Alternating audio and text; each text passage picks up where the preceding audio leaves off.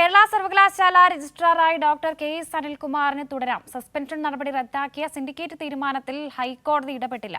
Syndicate തീരുമാനത്തിൽ എതിർപ്പുണ്ടെങ്കിൽ vice chancellor Ciza തോമസിന് ഉചിതമായ അതോറിറ്റിയെ സമീപിക്കാമെന്ന് കോടതി വ്യക്തമാക്കി. Doctor KS. അനിൽകുമാർ സമർപ്പിച്ച ഹർജി ഹൈക്കോടതി തീർപ്പാക്കി. നിർണായകമായ തീരുമാനമായിരുന്നു ഇന്ന് ഹൈക്കോടതിയുടെ ഭാഗത്തു നിന്നും ഉണ്ടായത്. വാർത്തയുടെ സമഗ്ര വിവരങ്ങൾ സാലി നൽകും. ആ റിപ്പോർട്ട് കാണാം.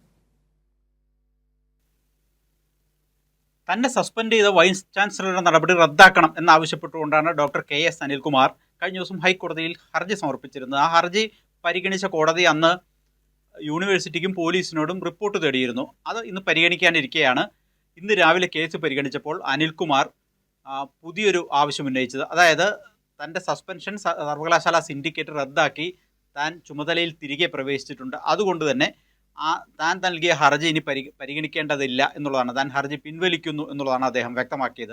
കോടതി അതിന് അനുവദിക്കുകയും ചെയ്തു. കാരണം ഒപ്പം തന്നെ ഇന്നലെ ചേർന്ന സിൻഡിക്കേറ്റ് യോഗത്തിൽ സിൻഡിക്കേറ്റ് എടുത്ത തീരുമാനത്തിൻ്റെ മുഴുവൻ വിവരങ്ങളും സർവകലാശാലയുടെ അഭിഭാഷകൻ ഹൈക്കോടതിയെ അറിയിച്ചു. ഇതെല്ലാം പരിശോധിച്ച ശേഷമാണ് അദ്ദേഹത്തിന് ഇനി രജിസ്ട്രാർ പദവിയിൽ തുടരാം എന്ന് കോടതി വ്യക്തമാക്കിയത്. അത് വളരെ പ്രധാനപ്പെട്ട ഒരു ചുവടുവയ്പ്പാണ്. മാത്രവുമല്ല, അതിൽ എന്തെങ്കിലും എതിർപ്പ് വൈസ് ചാൻസലർക്കോ അല്ലെങ്കിൽ താൽക്കാലിക വി സി സിസ തോമസിനോ ഉണ്ടെങ്കിൽ അപ്രോപ്രിയേറ്റ് അതോറിറ്റിയെ, ഉചിതമായ അതോറിറ്റിയെ സമീപിക്കാം എന്നുള്ളതാണ് കോടതി ഇന്ന് വ്യക്തമാക്കിയത്. ഉചിതമായ അതോറിറ്റി ഏതാണ് എന്ന കാര്യം കോടതി പറയുന്നില്ല. അത് ഒന്നുകിൽ ചാൻസലർ കൂടിയായ ഗവർണർ, അല്ലെങ്കിൽ സർവകലാശാലയുടെ പരമാധികാരിയായ സിൻഡിക്കേറ്റ്. ഇതിൽ ഏതാണ് എന്ന് പറയാത്ത പശ്ചാത്തലത്തിൽ ഏത് ബോഡിയെയാണ് വൈസ് ചാൻസലർ സമീപിക്കേണ്ടത് എന്നൊരു പ്രശ്നമുണ്ട്. ഇനി വൈസ് ചാൻസലർ സ്വാഭാവികമായും നമുക്കൊക്കെ അറിയുന്ന പോലെ താൽക്കാലിക വി സി സിസ തോമസ് ഗവർണറുടെ അല്ലെങ്കിൽ ചാൻസലറുടെ വളരെ അടുപ്പം ഉള്ള ആളാണ്. അതുകൊണ്ട് തന്നെ നേരെ സിൻഡിക്കേറ്റ് തീരുമാനത്തിനെതിരെ വി സിയെയാണ് ചാൻസലറെയാണ്, ഗവർണറെയാണ് സമീപിച്ചിരിക്കുന്നത്.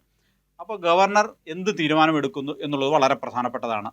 ഗവർണർ രാഷ്ട്രീയമായ ഒരു തീരുമാനത്തിലേക്ക് കടന്നാൽ അത് പുതിയ നിയമ പോരാട്ടത്തിന് വഴി തുറക്കും എന്ന കാര്യവും ഉറപ്പാണ്. അപ്പോൾ ചുരുക്കത്തിൽ ഇന്നത്തെ സംഭവം ചാൻസലർക്കും വൈസ് ചാൻസലർക്കും താൽക്കാലിക വി സിയായ സിസ തോമസിനും ഒക്കെ വലിയ തിരിച്ചടിയാണ് കോടതിയിൽ നിന്നുണ്ടായത്.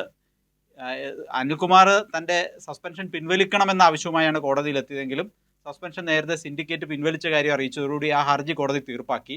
മാത്രവുമല്ല, സിൻഡിക്കേറ്റിൻ്റെ തീരുമാനങ്ങളിൽ ഒരു എതിർപ്പും കോടതി പ്രകടിപ്പിച്ചിട്ടില്ല.